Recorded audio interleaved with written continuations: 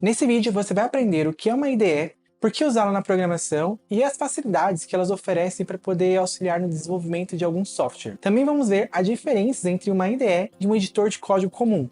E eu vou fazer também um comparativo de prós e contras entre as principais IDEs disponíveis, como o VS Code, o PyCharm, o JupyterLab, o Sublime, o Atom e também o Spyder. Mas antes, se você ainda não me conhece, eu sou Dalton Peixoto e aqui no canal do Programador Aventureiro eu ensino programação de forma simples e descomplicada. Se você quer aprender muito mais sobre o mundo dos códigos, eu já recomendo você seguir aqui o canal para não perder nenhum conteúdo. Bom, primeiro vamos começar aqui do básico, né? O que é uma IDE? IDE é uma sigla para Integrated Development Environment, ou simplesmente, Ambiente de Desenvolvimento Integrado ali, em português, que nada mais é que um software que fornece um ambiente complexo para o desenvolvimento de programas, incluindo ferramentas como um editor de código, um depurador, um compilador e outras funcionalidades que auxiliam no processo de desenvolvimento. Ou seja, uma IDE ela fornece um ambiente completo e integrado para o desenvolvimento, o que significa que você não precisa alternar entre diferentes ferramentas e programas quando você está trabalhando com o seu código. Inclusive, a maioria delas oferece suporte a plugins, que aumentam muito ali as suas capacidades. Por exemplo, se você trabalha com web, já deve ter usado alguma API. Para esses casos, é comum utilizar o Postman, para poder fazer as requisições ali da sua API.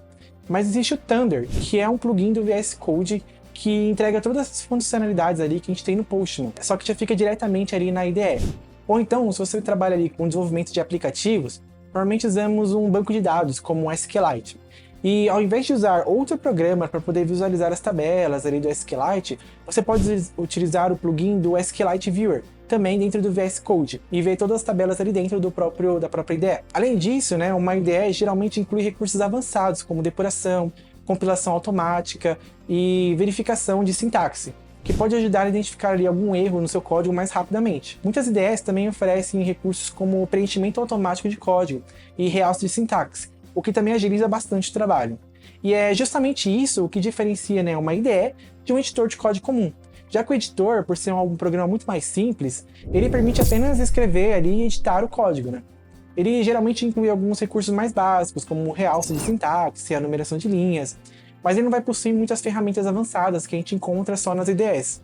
Em resumo, um editor de código é uma ferramenta mais simples e mais leve do que uma IDE. Agora que a gente entendeu o que é uma IDE e por que usá-la na programação, vamos comparar algumas das principais IDEs disponíveis no mercado. Como eu já dei alguns exemplos do VS Code, eu vou começar por ele.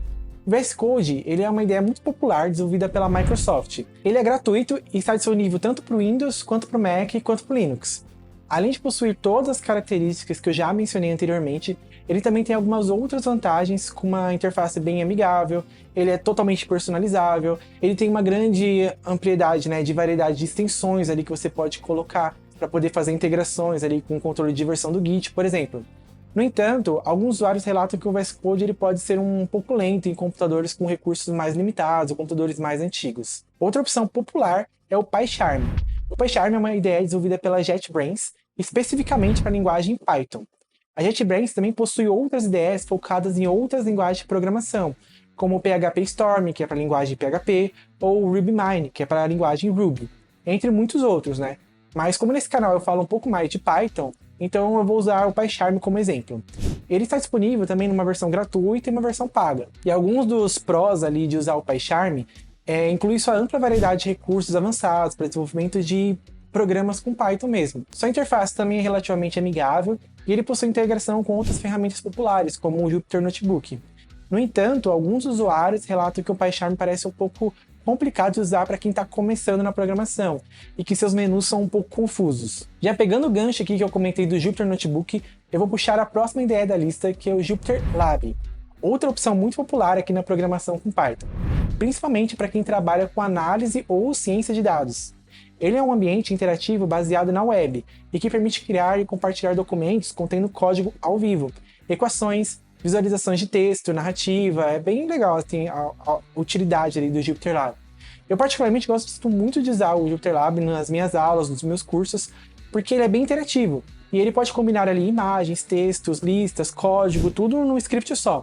Então o seu código é quase como se ele já tivesse uma documentação embutida já. A desvantagem, é claro, é que ele não oferece tantos recursos avançados quanto outras IDEs. Por isso que eu acabo utilizando o Jupyter para projetos de análise de dados e também para poder dar algumas aulas. Mas em projetos que eu desenvolvo algum software, algum site, normalmente eu utilizo o VS Code mesmo. Agora a próxima IDE que eu vou trazer aqui é o Spyder, que eu já usei um pouco num projeto de ciência de dados aí de uma empresa que eu trabalhei. E se você não é da área de ciência de dados, então talvez você nem tenha ouvido falar dessa IDE alguma vez, já que ela é desenvolvida especificamente para cientistas, analistas de dados, engenheiros, né? Porque ela combina recursos bem avançados de edição, análise, depuração e perfilamento, né? Com exportação de dados, execução interativa, uma inspeção profunda e visualização de dados. Uma desvantagem é que ele não possui uma interface ali muito amigável para quem está começando, e também ele não tem suporte para muitas linguagens. É aquele tipo de ferramenta desenvolvido para uma afinidade específica, sabe? Antes de ir para os últimos itens da nossa lista, eu peço para que você dê um like nesse vídeo aqui, porque isso ajuda muito o YouTube a recomendar esse vídeo para outras pessoas. E também ajuda no crescimento do canal, é claro, né? E se você ainda não se inscreveu, já é a hora de clicar aqui embaixo e se inscrever no canal, que toda semana tem muito conteúdo novo por aqui. Agora chegando ao fim da nossa lista, eu resolvi trazer dois editores de código bem populares. Aí, claro, né, lembra do que eu falei lá no começo do vídeo, né, que um editor é uma versão um pouco mais simples ali de uma IDE, então ele não vai ter tantos recursos quanto uma IDE tem. Mas ele tem a vantagem de ser bem mais leve, de executar mais rápido, sendo que o primeiro editor que eu vou falar aqui é um dos que eu usei por muitos longos anos, que é o Sublime.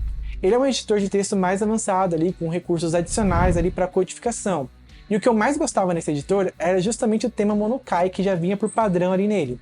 Tanto que até hoje, mesmo que eu utilizando ali o VS Code e o JupyterLab, eu ainda coloco o tema Monokai neles para dar aquele ar de nostalgia. Além do seu desempenho rápido, ele também conta com uma ampla variedade de pacotes disponíveis, para poder adicionar funções extras. Outro editor que eu usei por algum tempo também e eu gostei bastante foi o Atom. Ele é um editor de texto gratuito e é open source que foi desenvolvido pelo GitHub. Ele tem uma interface também que é amigável e bastante personalizável. Tem uma ampla variedade de pacotes disponíveis e, obviamente, né, ele tem uma integração nativa ali com o controle de versão do Git. E para poder fechar esse vídeo aqui, existem muitas ideias excelentes disponíveis para programação, cada uma com seus próprios prós e contras. Ao escolher uma ideia, vai mais da necessidade do projeto que você está trabalhando ou do seu gosto pessoal mesmo, né? Às vezes você pode gostar mais de trabalhar com uma ou com outra por conta da interface ou por conta de algum plugin que ela tenha. Por isso, eu recomendo você assistir esse outro vídeo em que eu ensino como usar o JupyterLab e todos os recursos que estão disponíveis nele. Confere lá!